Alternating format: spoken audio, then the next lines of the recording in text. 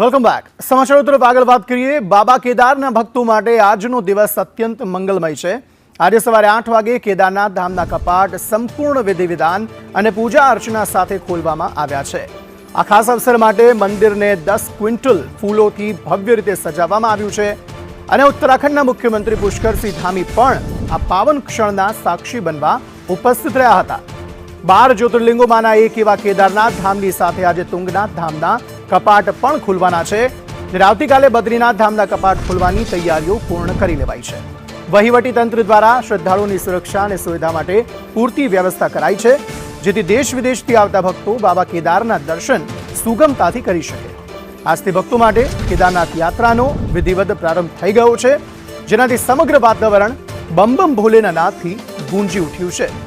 રુદ્રપ્રયાગ જિલ્લા વહીવટી તંત્રએ યાત્રાને સરળ, સલામત અને વ્યવસ્થિત રીતે સુનિશ્ચિત કરવા માટે વ્યાપક વ્યવસ્થા કરી છે. યાત્રા માર્ગોનું સમારકામ, ટ્રાફિક વ્યવસ્થાપન, ટ્રેકિંગ રૂટ પર શૌચાલય, પીવાનું પાણી, ખોરાક અને રહેવાની વ્યવસ્થા સુનિશ્ચિત કરાઈ છે. વીજળી અને સૌર લાઇટિંગ પણ પૂરી પાડવામાં આવી છે. આરોગ્ય સેવાઓને મજબૂત બનાવતા દર 2 કિલોમીટરે તબીબી સહાય કેન્દ્રો સ્થાપિત કરાયા છે. સ્વચ્છતાને પ્રાથમિકતા આપતા આધુનિક શૌચાલય અને ગરમ પાણીની સુવિધાઓ પણ પૂરી પાડવામાં આવી છે. સલામત યાત્રા સુનિશ્ચિત કરવા માટે પોલીસ અને વહીવટી સંપૂર્ણપણે સતર્ક છે. યાત્રાળુઓને કોઈ અસુવિધા ન થાય તે માટે યાત્રા માર્ગથી મંદિર સંકુલ સુધી વ્યાપક સુરક્ષા વ્યવસ્થા અમલમાં મુકાઈ છે. જોકે મંદિર પ્રશાસને સ્પષ્ટ શબ્દોમાં કહ્યું છે કે મંદિરની અંદર કે મંદિર પરિસરમાં રીલ્સ બનાવવા પર સંપૂર્ણ પ્રતિબંધ રહેશે.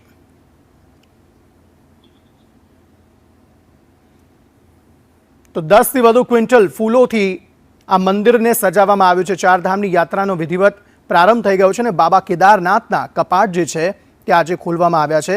સીએમ પુષ્કરસિંહ ધામી ખાસ દર વર્ષની જેમ આ વર્ષે પણ ઉપસ્થિત રહ્યા હતા. જ્યારે કપાટ ખોલવામાં આવ્યા ત્યારે બાબા કેદારના તેમણે દર્શન કર્યા. તેમની સાથે હજારોની સંખ્યામાં જે ભક્તો પણ ત્યાં પહોંચ્યા છે તેમણે પણ બાબા કેદારના દર્શનનો લાહવો લીધો છે.